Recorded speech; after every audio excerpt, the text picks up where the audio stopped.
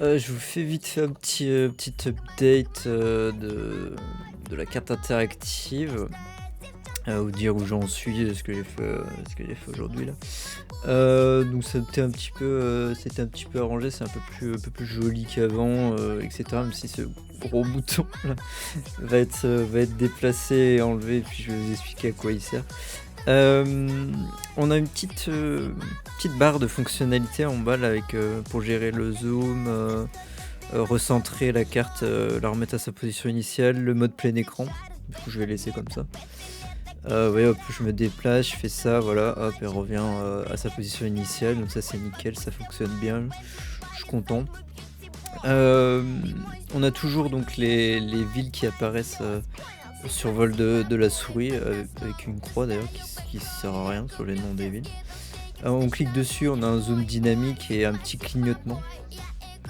On a toujours, donc un affichage du nom de la ville, dans la catégorie qui correspond. On peut switch toujours, de l'une à l'autre en cliquant. Ça aussi ça a été rework, c'est beaucoup plus joli qu'avant. C'est plus lisible aussi. Donc voilà, on a un petit zoom dynamique. À savoir que le zoom aussi n'est pas le même, si c'est une ville. Vous voyez là, ça zoome vraiment à fond. Et si c'est, par exemple, une région ou un continent, je peux gérer le niveau de zoom en fonction du type, de lieu. Donc voilà, les villes seront zoomées, au maximum, les ruines également, genre, Imosa, ce genre de choses, ça sera zoomé au maximum. Mais par exemple une forêt, bah, ça sera, peut-être, un niveau de zoom de 50 de 67, je sais pas, je verrai. Voilà, les continents, c'est pareil, le niveau de zoom sera différent. Donc voilà, on a ce zoom, dynamique, c'est pareil, donc il fonctionne et en cliquant sur les noms à côté et en cliquant, sur, alors là, je sais pas si je vais pouvoir, et en cliquant entre les lieux entre eux, en fait, hop, si je clique là, voilà, donc le zoom fonctionne, et à gauche et, sur la carte. Il y a un historique de 4 lieux. Donc, si je clique sur, par exemple, Brisant, mais que je veux revenir là où j'étais juste avant, j'ai juste à faire retour et ça me ramène sur Victiscar, ou je peux utiliser directement l'historique qu'il y a ici. Voilà. Ça garde en mémoire 4 lieux qu'on a visités précédemment. On peut revenir dessus, soit avec retour, ça reste juste celui d'avant, soit avec l'historique, on clique dessus. Il y a toujours la barre de recherche, qui fonctionne normalement. Voilà, Barholt, Dipovia, voilà. Donc la barre de recherche fonctionne.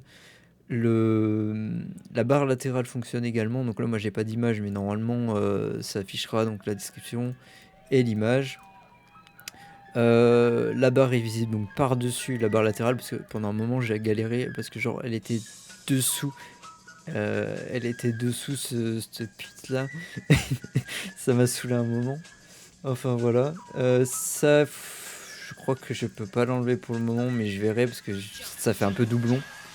Donc, je verrai. Et surtout, il faut que je trouve un moyen pour ergonomiser cet historique et ce bouton, retour là, parce que ça fait moche.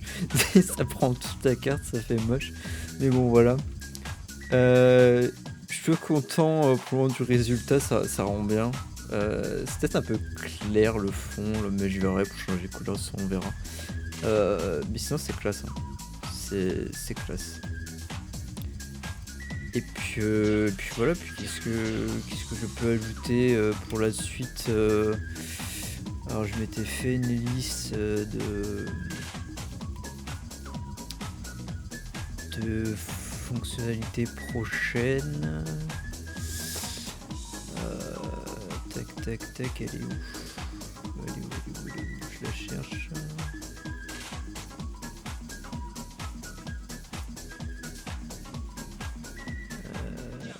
Je la retrouve pas, ma liste. En train de scroll. Ah voilà. Elle est là, elle est là. Non.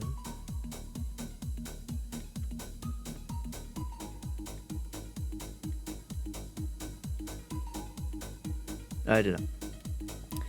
Le zoom automatique ça a été fait. Sauvegarde de la position et du zoom c'est fait. Historique de navigation c'est fait. Le marqueur animé c'est fait, quand on clique dessus il clignote. Ajout d'une boussole, ça je sais pas encore. Mais sinon pour la suite, différents icônes pour les lieux, ça c'est prévu. Donc les forêts, ça aura un icône différent que les villes, que les océans, que les trucs. Il y aura sûrement aussi des icônes qui vont apparaître directement ici, un peu comme là.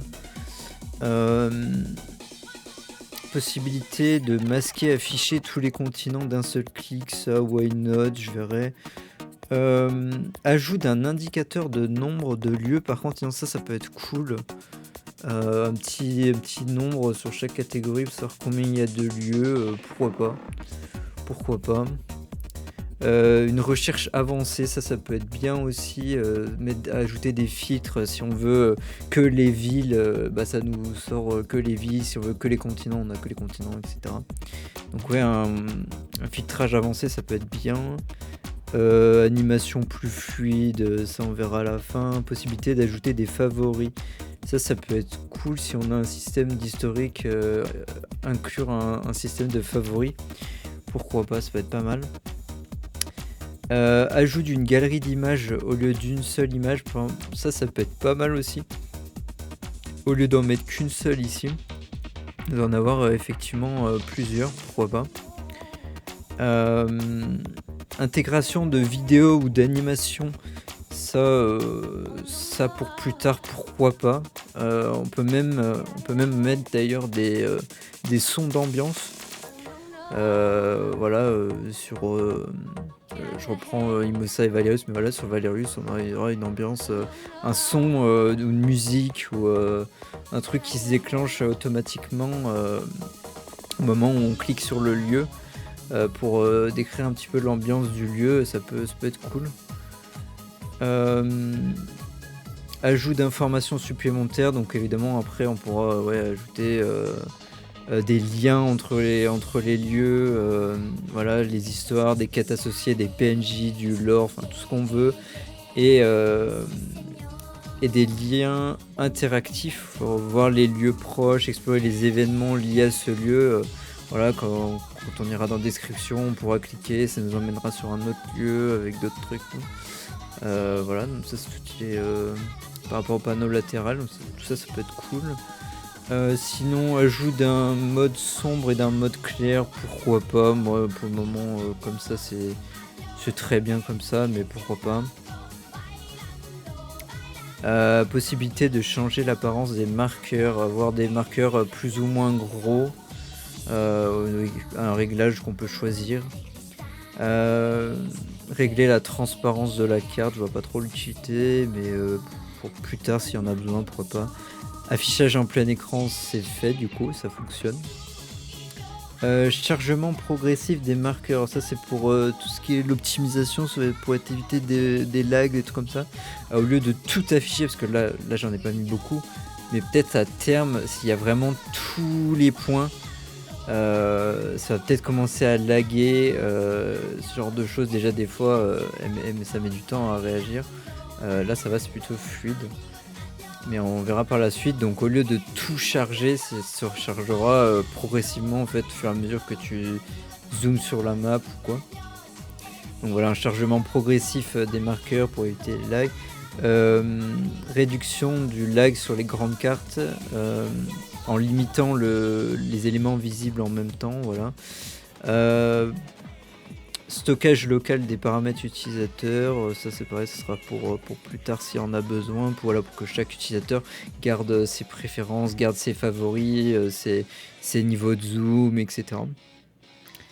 Et après, en fonctionnalité avancée, on pourrait avoir un système de quêtes interactif sur la carte, genre placer les groupes sur la carte avec leurs quêtes et tout, genre à tel endroit il y a tel groupe qui a telle quête.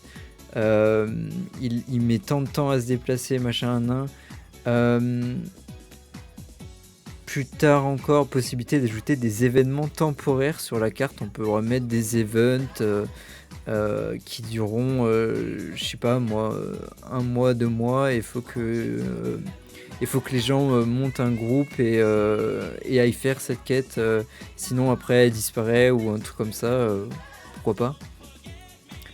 Euh, alors là il y a un truc mais moi j'en vois pas trop utilité. Mais génération aléatoire de points d'intérêt.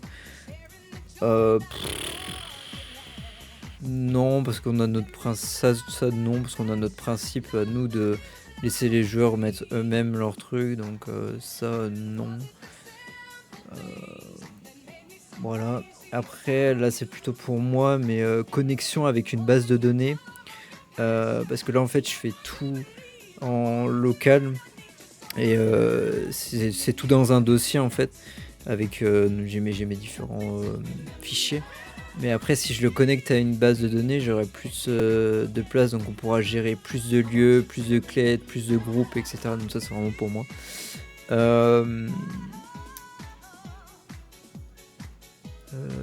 là, je sais pas pourquoi il est marqué exportation en PDF, PNG d'une partie de ta carte avec des informations associées. Je sais pas pourquoi, mais ok, il y a ça. Le fait de pouvoir exporter la carte avec toutes les infos en PDF ou en PNG, bon, why not, on verra.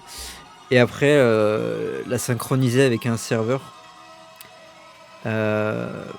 pour que vous puissiez y avoir accès, parce que pour le moment, il n'y a que moi qui ai accès en fait en local, comme c'est tout géré en local. Il n'y a que moi qui ai accès, donc vraiment quand ça sera au point et quand on estimera qu'il sera temps de la mettre en ligne, voilà, il faudra synchroniser tout ça sur un serveur pour que tout le monde y ait accès en fait. Et voilà, ça va être un peu tout ce qu'il y aura à faire par la suite. Mais là on a déjà vraiment une bonne base déjà vraiment. Et si on peaufine un peu, si je mets tous les lieux, on peaufine un peu les icônes histoire de changer en fonction du type de lieu. Ça peut être vraiment cool. Et il faut que je trouve un moyen aussi de mieux gérer l'historique. En fait, ça prend une place monstre pour pas grand chose. Et ce bouton retour qui me fait trouver. Donc ouais, je pense que je vais commencer par corriger l'espèce d'historique avec le bouton retour. Ce sera déjà un bon début. Et après, je verrai. Donc j'attends un peu vos retours sur ce que je vous ai montré, ce que je vous ai dit. Puis de toute façon, on va sûrement se capter en voc bientôt pour parler de tout ça. Voilà.